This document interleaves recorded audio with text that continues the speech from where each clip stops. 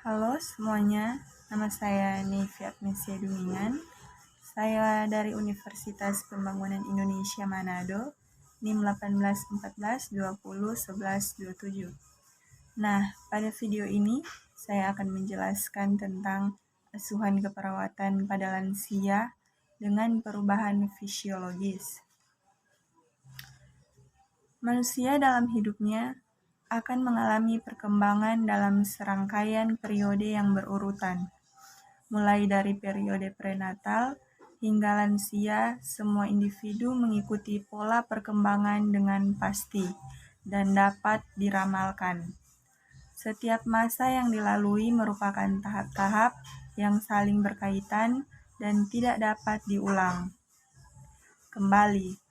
Hal-hal yang terjadi di masa awal perkembangan individu akan memberikan pengaruh terhadap tahap-tahap selanjutnya. Tahapan perkembangan akhir yang akan dilalui oleh individu tersebut adalah masa lanjut usia atau lansia.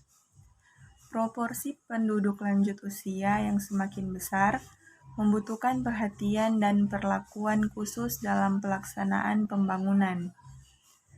Usia 60 tahun ke atas merupakan tahap akhir dari proses penuaan yang memiliki dampak terhadap 3 aspek, yaitu biologis, ekonomi, dan sosial. Secara biologis, lansia akan mengalami proses penuaan secara terus-menerus yang ditandai dengan penurunan daya tahan fisik dan rentan terhadap serangan penyakit. Secara ekonomi, umumnya lansia lebih dipandang sebagai beban daripada sumber daya. Secara sosial, kehidupan lansia sering dipersepsikan secara negatif atau tidak banyak memberikan manfaat bagi keluarga dan masyarakat. Konsep dasar lanjut usia. WHO dan Undang-Undang Nomor 13 Tahun 1998 tentang Kesejahteraan Lanjut Usia pada Bab 1 Pasal 1 Ayat 2 menyebutkan bahwa umur 60 tahun adalah usia permulaan tua. Menua bukanlah suatu penyakit, tetapi merupakan proses yang berangsur-angsur mengakibatkan perubahan yang kumulatif, merupakan proses menurunnya daya tahan tubuh dan dalam menghadapi rangsangan dari dalam dan dari luar tubuh yang berakhir kematian. Berdasarkan definisi secara umum, seseorang dikatakan lanjut usia atau lansia apabila usianya 65 tahun ke atas. Lansia bukan suatu penyakit, namun merupakan tahap lanjut dari suatu proses kehidupan yang ditandai dengan penurunan kemampuan tubuh untuk beradaptasi dengan stres lingkungan. Lansia adalah keadaan yang ditandai oleh kegagalan seseorang untuk mempertahankan keseimbangan terhadap kondisi stres fisiologis. Kegagalan ini berkaitan dengan penurunan daya kemampuan untuk hidup serta peningkatan kepekaan secara individual. Menua atau aging adalah proses menghilangnya secara perlahan-lahan kemampuan jaringan untuk memperbaiki diri atau mengganti diri dan mempertahankan struktur dan fungsi normalnya sehingga tidak dapat bertahan terhadap jejas, termasuk infeksi, dan memperbaiki kerusakan yang diderita. Proses menua bukan merupakan suatu penyakit, melainkan suatu masa atau tahap hidup manusia, yaitu dari bayi ke kanak-kanak, dewasa, tua, dan lanjut usia. Orang mati bukan karena lanjut usia, tetapi karena suatu penyakit atau juga suatu kecacatan. Tipe-tipe lanjut usia. Yang pertama, tipe arif bijaksana. Kaya dengan hikmah, pengalaman menyesuaikan diri dengan perubahan zaman, mempunyai kesibukan, bersikap ramah, rendah hati, sederhana, dermawan, memenuhi undangan dan menjadi panutan. Yang kedua, tipe mandiri. Mengganti kegiatan yang hilang dengan yang baru dan selektif dalam mencari pekerjaan, bergaul dengan teman, dan memenuhi undangan. Yang ketiga, tipe tidak puas. Konflik lahir batin menentang proses penuaan sehingga menjadi pemarah, tidak sabar, mudah tersinggung, sulit dilayani, pengkritik, dan banyak menuntut. Yang keempat, tipe pasrah. Menerima dan menunggu nasib baik, mengikuti kegiatan agama, dan melakukan pekerjaan apa saja. Yang kelima, tipe bingung. Kaget, kehilangan kepribadian, mengasingkan diri, minder, menyesal, pasif, dan acuh tak acuh. Kita masuk dalam analisa data.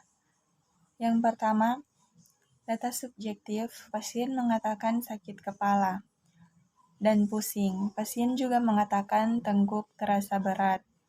Penyebab, peningkatan tekanan vaskuler cerebral, diagnosa nyeri akut. Data objektif, wajah pasien tampak gelisah menahan nyeri. Yang kedua, data subjektif, pasien mengatakan tidak nafsu makan. Dan pasien juga mengatakan mual. Penyebab, faktor biologis. Diagnosa ketidakseimbangan nutrisi kurang dari kebutuhan tubuh.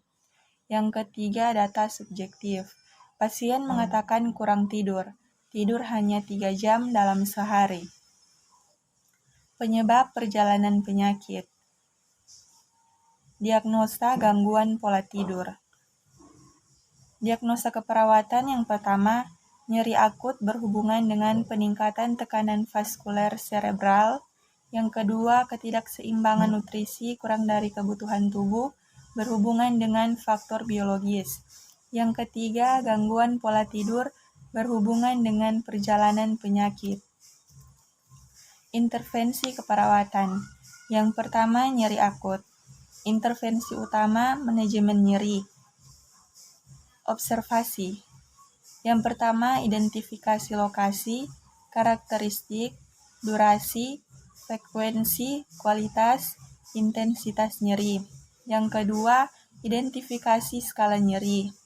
Yang ketiga, identifikasi respon nyeri nonverbal.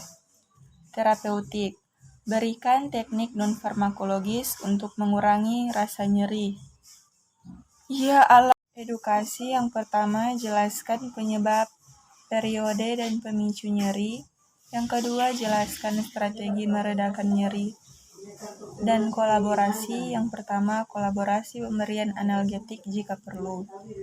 Yang kedua, ketidakseimbangan nutrisi kurang dari kebutuhan tubuh. Intervensi utama, manajemen cairan. Observasi yang pertama, monitor status hidrasi, frekuensi nadi, kekuatan nadi, akral, pengisian kapiler, kelembapan mukosa, turgor kulit, tekanan darah. Terapeutik, catat intake output, dan hitung balance cairan 24 jam. Berikan asupan cairan sesuai kebutuhan. Kolaborasi pemberian diuretik jika perlu. Yang ketiga, gangguan pola tidur. Intervensi utama, dukungan tidur. Observasi, yang pertama, identifikasi pola aktivitas dan tidur. Yang kedua, identifikasi faktor pengganggu tidur, fisik atau psikologis. Yang ketiga, identifikasi obat tidur yang dikonsumsi. Terapeutik, modifikasi lingkungan, pencahayaan, kebisingan, suhu, matras, dan tempat tidur. Batasi waktu tidur siang jika perlu. Edukasi, jelaskan pentingnya tidur cukup selama sakit. Yang kedua, anjurkan menempati kebiasaan waktu tidur.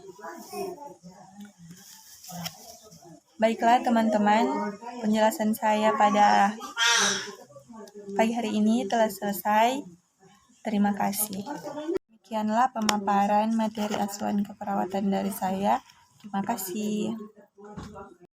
Dan untuk teman-teman yang baru lulus SMA atau SMK dan bingung ingin masuk di universitas yang mana, Mari bergabung bersama kami di Universitas Pembangunan Indonesia atau biasa disebut UNPI dan masuk dalam Fakultas Keperawatan. Terima kasih.